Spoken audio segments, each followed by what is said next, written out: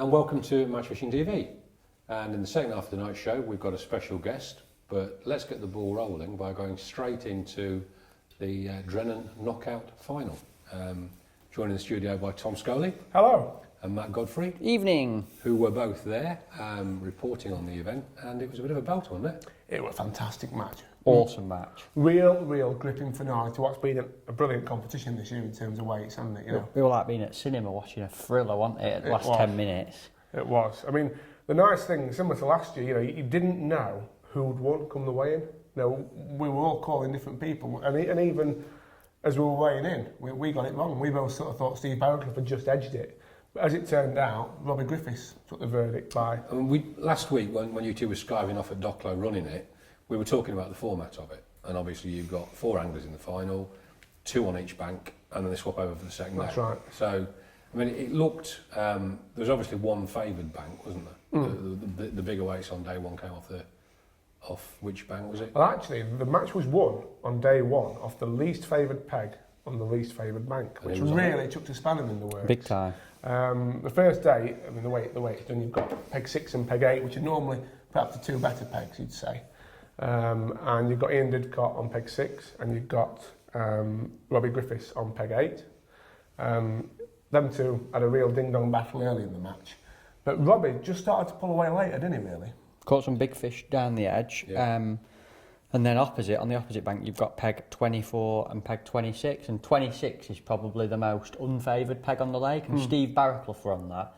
And the interesting thing was, he didn't catch anything early at all, really. No. Then, sort of 2 hours into the match, he started catching a few F1s on long pole and started priming his margins. And first drop in down the edge, he's had one like £15. So then everyone's like, oh no. Yeah. Because no one ever catches down the edge on that peg. You had it on the second day last year. I don't think we even fished down edge. No, we didn't. I like the way you say we. Yeah. Proper team effort last year. Oh, big time.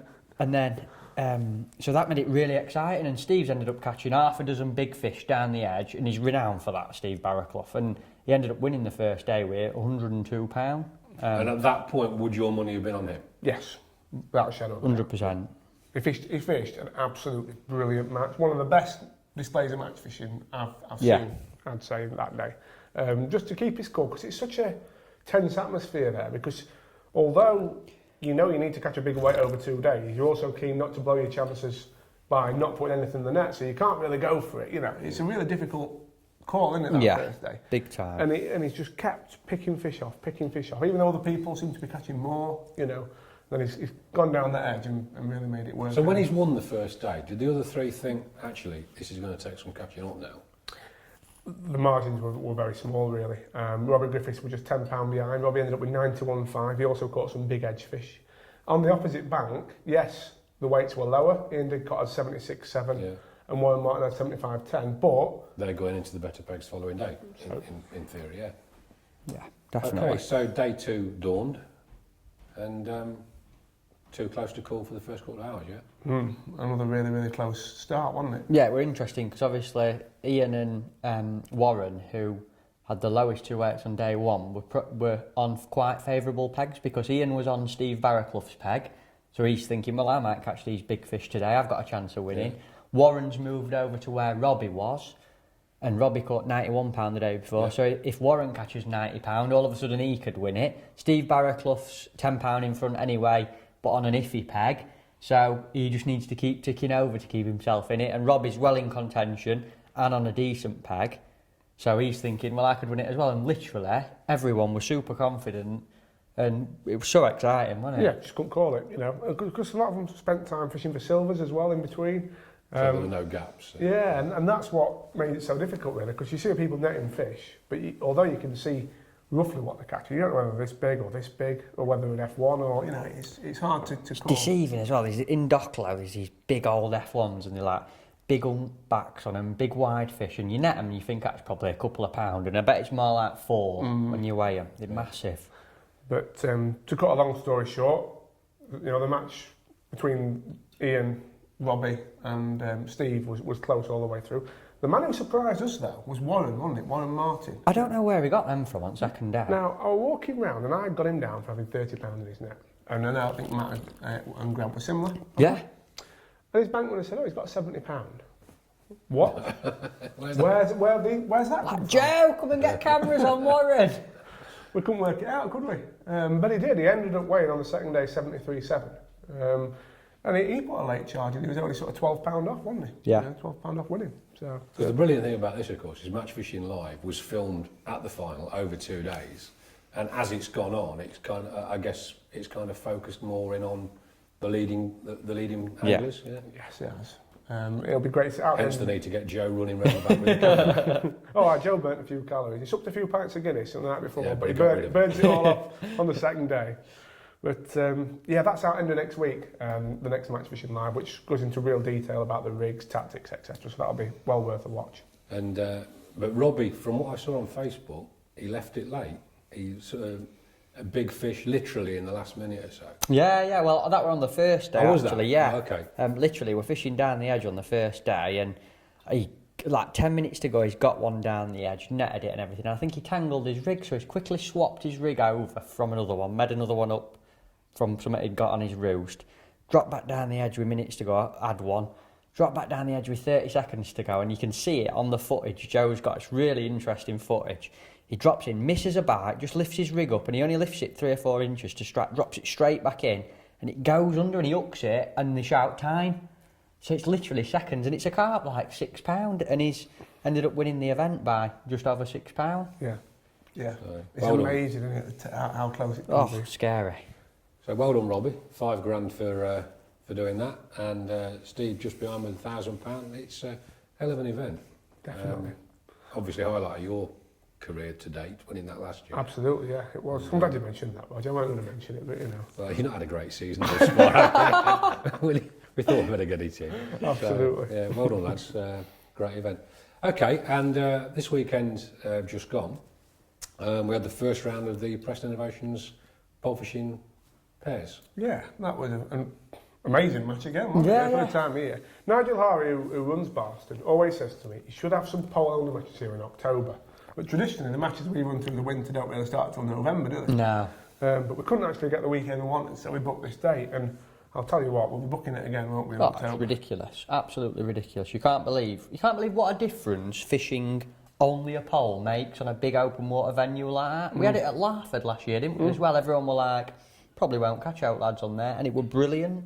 It's as if the fish get used to bait going in out in the middle, but then when no one's allowed to do that, they have to come in, and when they do come in, it's only for one reason, because they want to feed.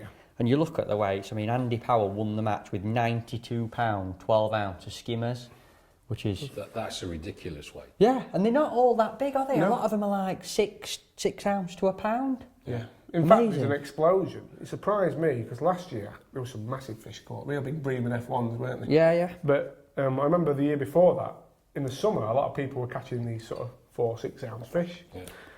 But towards the pole pairs, we didn't really see many of them same stamp, and a few people said, oh, they've been eaten, there's been cormorants on it, they've been eaten. And now, there's loads of 12 ounce to a pound skimmers, so that's obviously the same year class, you might call it, that was there. Yeah, it's grown on. Yeah, but I mean, you needed £130 as a pair to get in the top 3 and qualify.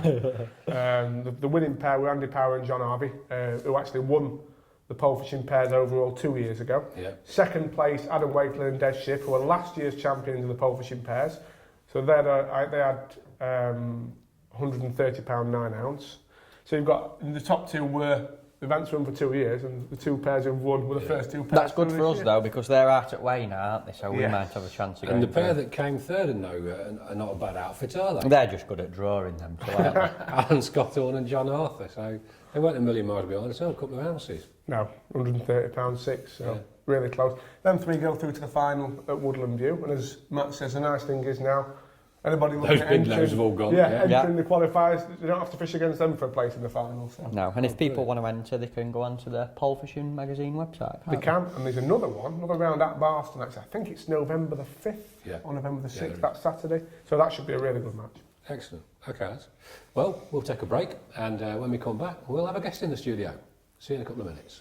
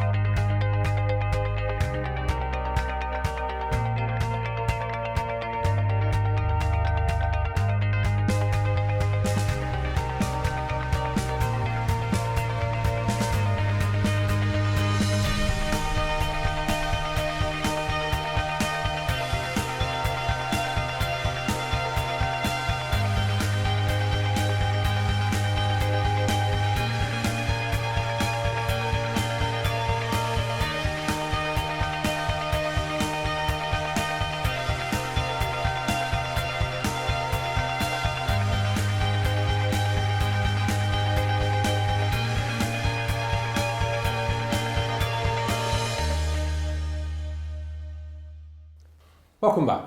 And eagle-eyed viewers will notice that we've got a special guest in the studio, and it's Mr. Moneybags this season himself, Jon Whincup. Good evening. John, good to see you. Roger. Hell of a season you're having, isn't it? Ridiculous, absolutely ridiculous, Roger. Just been one of them mad years. Everything's fell into place and just can't go wrong, basically. You're here the week after winning the Parkdean Masters. Yep. 25 grand for that. A month ago you won Maver Match This. Yep. 70 grand for that. You've won other festivals this year as well. Yeah, the Guru Festival early on in the year, in the springtime. And the Maver Festival, so probably this time last year, the Maver Festival at Whiteacres as well. And you're still a postman? Yeah, well, at the minute. It must be... It's been a mad year, it's been absolutely mad. All right, well, let's talk about the big wins later on. Obviously, we're, as we said last week, Winter League season is well underway now. I suspect you're not going to win 70 grand winning Winter Leagues, but okay. This weekend we had the Upper Thames Winter League on the Avon at Chippenham and Melksham. Yeah. Matt, how did it go? It looked like it were really nice fishing, to be fair, Rog. There weren't any big fish weights as such, which you sometimes get up there, don't you? An odd big fish thrown into the equation. But Rob Randall won the match. He had 120 roach and perch for 15.10. Aidy McTiffin was second with 11.11 of roach on the pole and caster. And John Bowen was third with £10.5. But on the league front, Dower Gordon League are still winning. Devisers are joint with them. They're both on 6 points, I think. On 6 points. And Centus Lobbies and Garbalino Blackmore Vale both joint second with 10 points. So it looks like it's a pretty close league, that one. Yeah, it is. I mean, Nice fishing there. it is. It's well, natural fishing. I mean, that end of the Bristol Avon, it's very different to the lower bit. It's Waggler, and I think they still even use stick flows. Yeah. So they're good fishing. Do you miss your river fishing, John? I do or? actually, Matt. I was just going to say that. Yeah, I do miss it. Obviously not this year too much, but Yeah. yeah, I do miss it. That's its obviously. compensation's Yeah, got in the place. just a little bit. Yeah, obviously did it for a long time before the commercial side. So yeah, I do miss it. Yeah. Think you'll go and have another go at any point? I think I will do. Yeah, to be honest. Probably want to add Riverfest to that list Yeah, now as well, won't Riverfest you? next year. We'll have a go at that. Might even do that next year. Nice. But yeah, I do miss it. The old team fishing, and Lovely. might get back into it one day. You never know. Never say never, as I say. Definitely. We go back a long way, John and I, when he was with Peterborough, and I think we tried to sign you a couple of times Yeah, for I think Central. so. He had far more sense than that. I'm going carp fishing. Yeah. It's a few years ago now, Roger. Yeah, it is. Going Yeah, back a long a few time years, ago. yeah. Well, then, so the Maver. Let's have a quick chat about the Maver. Yep. Had you already qualified for the final when they changed the venue?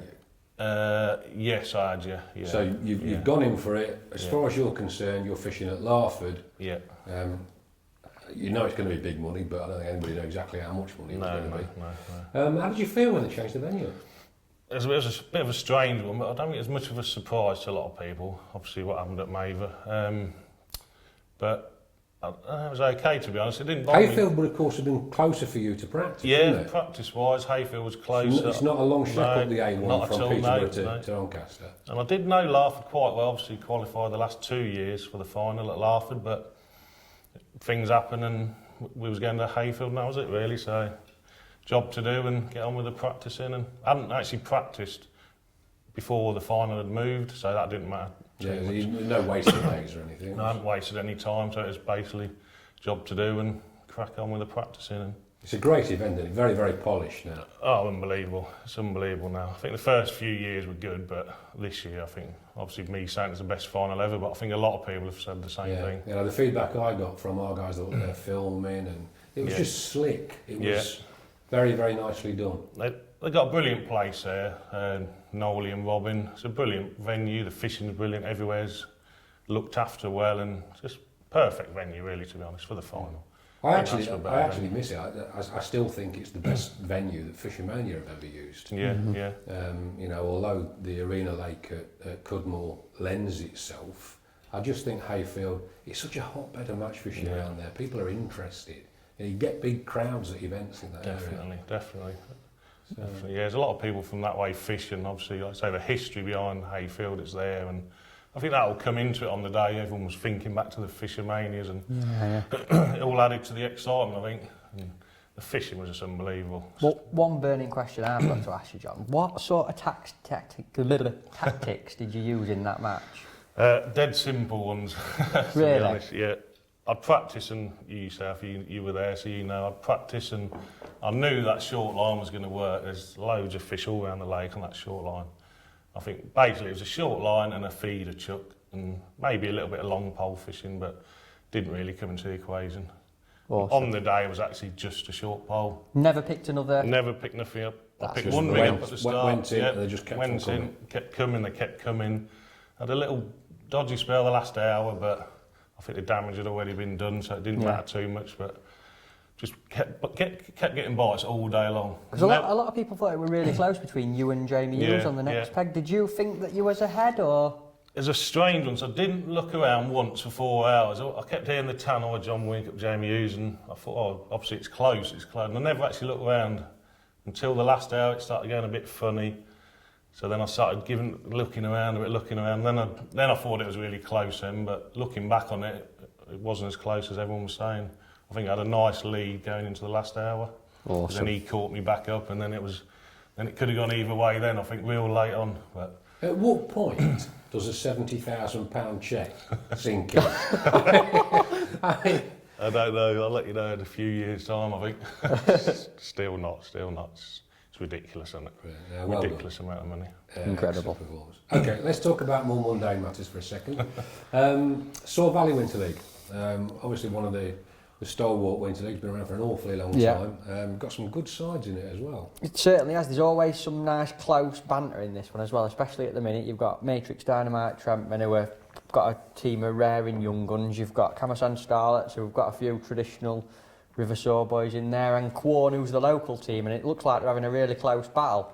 On the day, those were the top three, and the order that they came in was Camasan Starlets first with 25 points, Quorn second with 32, and Matrix Dynamite Trentman with 34. But it looked like the River slowed down a little bit, but interestingly, the same peg that's won the last two Winter League rounds won again. Adrian Higginbottom. I'm going to say, have a guess who drew that. Iggy, well done. Yeah. Adrian Higginbottom, is that 11 kilos? 11,890, 11,890. That's a nice day's fishing on a river. Great day's fishing. Proper day's Proper. fishing there. Proper river day. And then second place were Lee Wright, another Matrix Dynamite Trentman lad, at 7 kilo 900, and Joe Roberts, a Starlet's man, third with 700, and that leaves the league overall now. Camasan Starlets are winning with 5 points, Matrix Dynamite Trentman second with 6, and Quorn third with 7, so it's very, proper very tight. close. And they're only halfway through, so... Yeah, no, interesting. Long way to go, Yeah. Long way to go. You ever fished shore, John? Not much, no. I fished, I think it was an individual national there a few years ago now. Didn't you fish the Super League on it? I think I did, yeah. For I was Peterborough? going to say that the next year, the Super League. I'm sure we fished was it East, one or two East Midlands rounds Super on League, we that? used to have a round there each Yeah, year. we did Nice. actually, yeah. It's Going back to us, the same thing going back a few years. Oh, yeah. Well, I do go back a few years, mate. I've got more hair than you, but I've got a lot more miles on the clock. Could be worse, could be ginger. But yeah, not fished it obviously in recent years, but looks like some good fishing, yeah. Proper fishing, that is. Nice. Is that a lot of roach fishing? Is it all sorts or? I think it's a bit of everything at the minute. Interesting thing this year is they've mixed it up and they've put a lot of sort of countryside sections in. Yeah. The wild bits. Yeah, Tom Scully nice. showed me a picture of his peg from yesterday, and I can put it on screen in fact if you want to have a look. And he's it's like 8 metres out. You've got all these trees hanging over, proper like Mr. Crabtree. Yeah. It is, which is great if you drop in and you start getting a few bites. That's fantastic. Yeah. If you drop in and get nothing, you know you're going to have a long 5 hours. You can't see anybody, so you don't know how well you're doing in your section. That's it, so yeah. you just, nice, good. Excellent. Okay, before we go on to another Winter League, Parkdean. So let's have a quick chat about the Parkdean. Yeah. On the back of having won £70,000 with the Maver Match This, Yeah. you're down to Cornwall, fished the festival. The festival went okay for you, obviously, because you got to the final. Yeah, the Preston Festival the week before I was 11th. Actually, the week before the Maver Festival I did quite well in as well. I was third in that.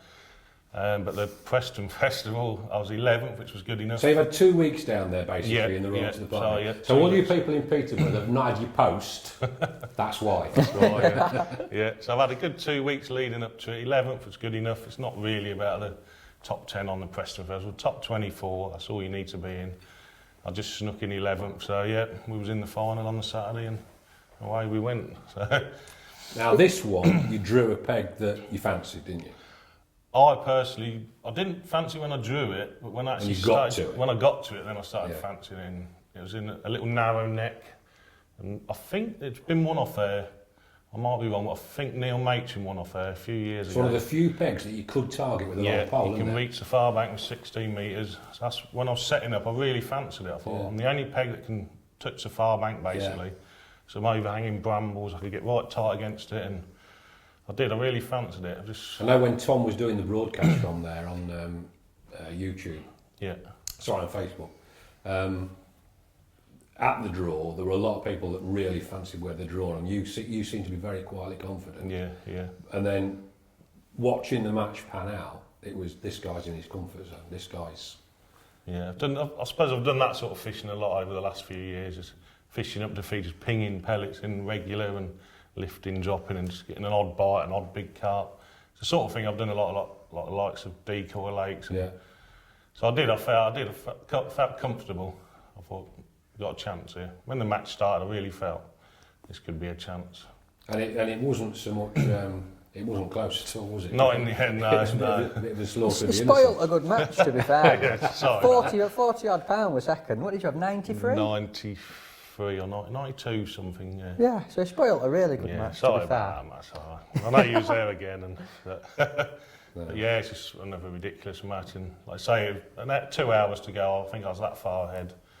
But obviously, you're still fishing hard to get another bite. Absolutely. You don't know, but. And it sounds to me, John, like you just did one thing again all day. So just one thing. You've won 70 grand back in September.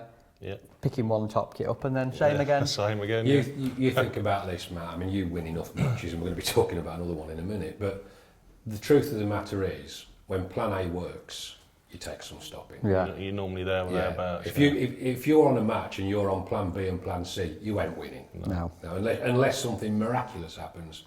If you can start and fish for 5 hours just doing one thing. Yeah, that's the thing. You're getting regular bites all day in any match on the same line, the same rig. Like you say, you're going to be there or thereabouts at the end. Yeah, even if something goes wrong, it doesn't take a few seconds to get back into the groove. No.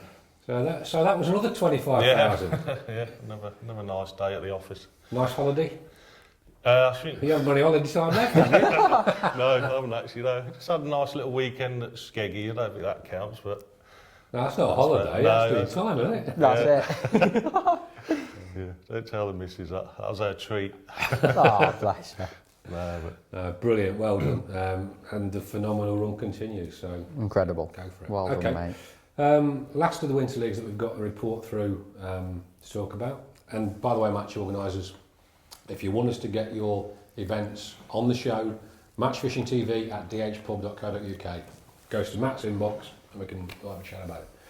North East Region Winter League. Yeah. You know about this one because you won it. I did. I must have drawn a good peg though. I did draw a good peg. It were good. Stainforth and Keeper Canal. Stainforth and Keeper Canal at Thorn.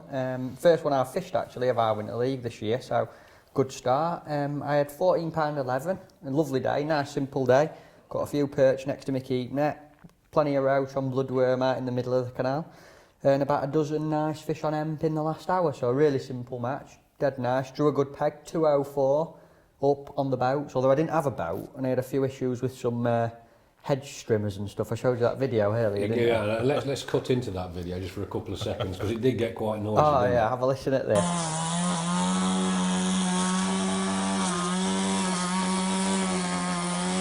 But they didn't put you off. No, it were alright, Roger, in the end. It came good. And it were quite a close match. There were loads of double figure weights. My teammate Lee Kerry was second with 12.5. And Sean Wright was third with 12.3. So Lee... Former teammate of mine. That's it. The sheep. Sean the sheep. Sean the sheep. I remember Sean, yeah. I'll tell you what, he sneaks in all the time up there on that snake. He's a good angler. Brilliant angler. He does well there. Works for Maver, doesn't it? Yeah, that's him. Yeah. But loads of double figure weights and loads of fish like... I saw the weighboards on Facebook. That is a proper That's a good Canal match. It's scary how many fish are in that Canal, it really is. The only thing I will say is there were a lot of small fish I noticed, and a few people said it was the same week before. And I remember 4 or 5 years ago when we used to go to Thorn, they were all chunky roach, like 1.5 ounce to 3 ounce. And now, just got we're back smaller to the and sort of yeah. first year. Yeah.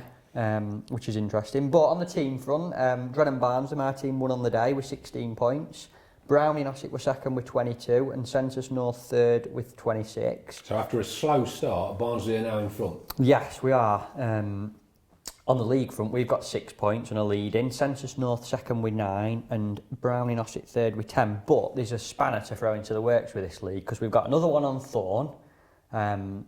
And then the final one is somewhere called Selby Canal. Yeah. I don't know if you've fished that in the past. I've done features there, I've never actually fished it myself. Very narrow, very clear, very peggy, and it's easy to get a bad draw on there and come last. So it makes it interesting because it could mix it up on the last round. But at the moment, as things stand, the reigning Winter League champions wouldn't go through. No, Brownie Ossett, they're sat in third, so need to get the fingers out, don't they? Okay. I'm sure they will.